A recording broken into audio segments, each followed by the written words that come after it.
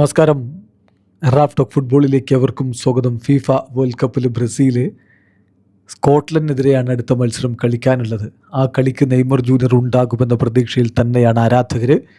Neymar ഉണ്ടാകും എന്ന സൂചന കഴിഞ്ഞ ദിവസം ആഞ്ചലോട്ടി നൽകിയിരുന്നല്ലോ. ഇപ്പോൾ നെയ്മർ കഴിഞ്ഞ ദിവസം ബ്രസീലിയൻ ദേശീയ ടീമിനോടൊപ്പം പൂർണ്ണാർത്ഥത്തിലുള്ള ട്രെയിനിങ്ങിൽ പങ്കെടുക്കുകയും ചെയ്തു. അതുകൊണ്ട് തന്നെ നെയ്മർ ജൂനിയർ അടുത്ത മത്സരത്തിൽ കളിക്കും. അത് സ്റ്റാർട്ട് ചെയ്യുമോ ഇല്ലയോ എന്ന കാര്യത്തിലേ സംശയമുള്ളൂ. നെയ്മറുടെ മടങ്ങി വരവ് ബ്രസീൽ ടീമിൽ വലിയ ഒരു സന്തോഷമുണ്ടാക്കിയിട്ടുണ്ട്, ആവേശമുണ്ടാക്കിയിട്ടുണ്ട്. ഇന്നലെ മാധ്യമ പ്രവർത്തകരെ കണ്ടാൽ ലൂക്കാസ് പക്വേറ്റ കാര്യം എടുത്ത് പറയുകയും ചെയ്തു.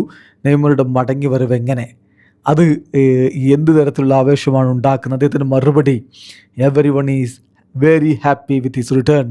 നെയ്മറുടെ മടങ്ങി വരവിൽ ഈ ടീമിലുള്ള എല്ലാവരും വളരെ വലിയ സന്തോഷത്തിലാണ്. വീണ്ടും അദ്ദേഹം ട്രെയിനിങ്ങിലെത്തി, ടീമിൽ ഞങ്ങളോടൊപ്പം ട്രെയിനിങ് നടത്തി. തീർച്ചയായിട്ടും he is a very important guy. ഞങ്ങൾക്ക് അവൻ വളരെ പ്രധാനപ്പെട്ട താരമാണ്. തീർച്ചയായിട്ടും അങ്ങനെയുള്ള ഒരു ബ്യൂട്ടിഫുൾ ഹിസ്റ്ററി അദ്ദേഹത്തിനുണ്ട്. തീർച്ചയായിട്ടും ടീമിനെ അദ്ദേഹം ഒരുപാട് സഹായിക്കുമെന്നാണ് ഞാൻ പ്രതീക്ഷിക്കുന്നത്. മറ്റെല്ലാവരും ടീമിനെ സഹായിക്കാൻ തന്നെയാണ് ഇവിടെയുള്ളത്. പക്ഷേ നെയ്മർക്ക് മികച്ചൊരു ചരിത്രം അദ്ദേഹത്തിൻ്റെ കൂടെയുണ്ട്. അദ്ദേഹത്തിന് കളിക്കളത്തിൽ ഞങ്ങളെ സഹായിക്കാൻ കഴിയുമെന്നാണ് പ്രതീക്ഷ എന്നുകൂടി ലൂക്കാസ് പക്വേറ്റ് പറഞ്ഞു. ചുരുക്കത്തിൽ ബ്രസീൽ ടീം ആകെ ഒരു ആവേശത്തിലാണ് നെയ്മറുടെ മടങ്ങി വരവോടുകൂടി. അദ്ദേഹം സബ്സ്റ്റിറ്റ്യൂട്ട് റോളിലാണെങ്കിൽ പോലും ഇറങ്ങിയാൽ അത് ടീമിന് വലിയ രൂപത്തിൽ ടാക്ടിക്കലിയും മറ്റുമൊക്കെ ഉപകാരം ചെയ്യും എന്ന കാര്യം ഉറപ്പാണ്. പിന്നെ ഹെയ്ത്തിക്കെതിരെയുള്ള പ്രകടനത്തെക്കുറിച്ച്, അതിൽ വരുത്തിയ ടാക്ടിക്കൽ ചേഞ്ചിനെ കുറിച്ച് പക്കറ്റ് പറയുന്നുണ്ട്. പക്കറ്റ് പറഞ്ഞത്, എഗെയിൻസ്റ്റ് ഹെയ്ത്തി ഞങ്ങൾ 3 മിഡ്ഫീൽഡേഴ്സിനെ വെച്ച് കളിക്കാൻ വേണ്ടി തീരുമാനിച്ചു. അതിന് മുമ്പുള്ള ഗെയിമിൽ അങ്ങനെ ആയിരുന്നില്ല. ഈ ഒരു ചേഞ്ച് സംഭവം ടാക്ടിക്കലായിരുന്നു.